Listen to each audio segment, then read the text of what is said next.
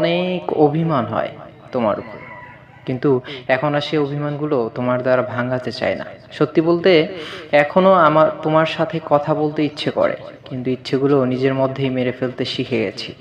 জানো, এখনও তোমার কেয়ার করতে ইচ্ছে করে, হয়তো আমার সেই কেয়ার তোমার প্রয়োজন নেই।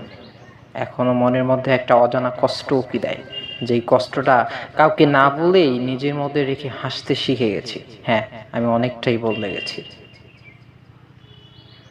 সে আমায় বলেছিল তুমি অপেক্ষা করো, আমি শুধু তোমাকেই বিয়ে করব। কিন্তু বিশ্বাস করো, শোনো জান, তোমায় একটা কথা বলি, তোমার আমার বিচ্ছেদের পর এমন কোনো দিন যায়নি যে আমি তোমার জন্য কান্না করিনি। আমি এখনো প্রতিটি দিন, প্রতিটা মুহূর্ত তোমার কথা ভেবে ছটফট করি, পাগলের মতো কান্না করি, অসহায়ের মতো আমি আজও তোমার ছবির দিকে তাকিয়ে থাকি। জান রে, তুই বাহির থেকে আমাকে ভালোই দেখছিস, বিশ্বাস কর আমি না ভিতরে ভিতরে সত্যি শেষ হয়ে যাচ্ছি।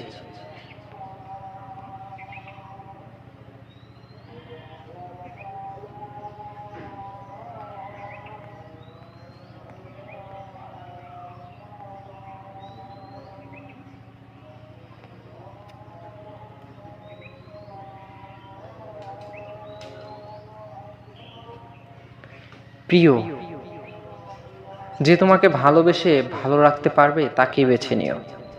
না না, আমি রাগ বা অভিমান এসব থেকে বলছি না। আমি বুঝতে পারছি তুমি আমার সাথে ভালো নেই, তাই তোমার ইচ্ছেগুলো পূরণ করতে পারি না। জানো, মাঝে মাঝে মনে হয় তোমাকে ছাড়া থাকতে পারবো না, কিন্তু আমি যে এটাও চাই না তোমার খারাপ থাকার কারণ আমি হই।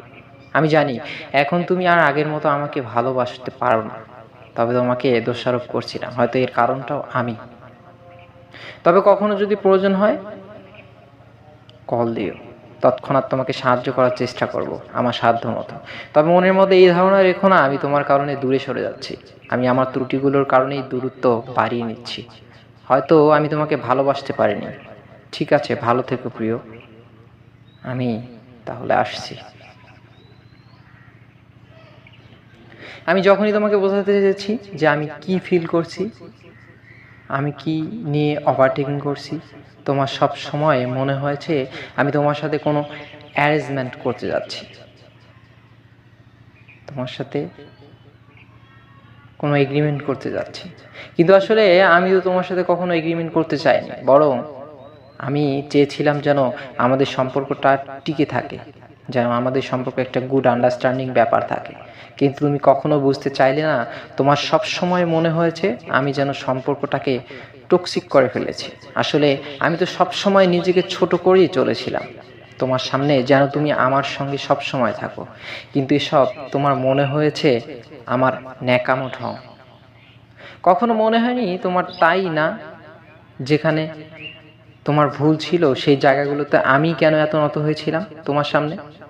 আমি কেন সবসময় নিজেকে দোষী সাব্যস্ত করতাম? কারণ আমি চাইনি তুমি আমার থেকে দূরে সরে যাও। কিন্তু তুমি এই ব্যাপারগুলোকে দেখেও নিজেকে আমার সামনে বড় করতে ব্যস্ত ছিলে। তুমি কখনো জানতেই চাওনি আমি কি ফিল করছি। আমারও খারাপ লাগে। আমি কেন হঠাৎ চুপ হয়ে যাই? তুমি সে সময়গুলোতেও নিজেকে নিয়ে ব্যস্ত ছিলে। যখন আমার তোমাকে সবচাইতে বেশি প্রয়োজন ছিল, তুমি সেই সময়গুলোতে আমার থেকে মুখ ঘুরিয়ে নিয়েছিলে। আবার তুমিই বলো আমি নাকি সম্পর্কটাকে টক্সিক করছি। আসলে তোমার সাথে এগ্রিমেন্ট করতে যাচ্ছি, কিন্তু বাস্তবে আমি শুধু চেয়েছিলাম তুমি একটু বোঝো আমাকে কি ফিল করছি। বুঝতে তো পারলেই না, বরং আমার থেকে দূরে যাওয়ার বাহানা খুঁজে নিলে। আমি জানতাম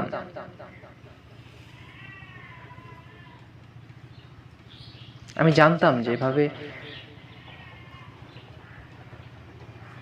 আমার আজ কথা বলছি, একদিন আমাদের হঠাৎ করেই কথা বলা বন্ধ হয়ে যাবে।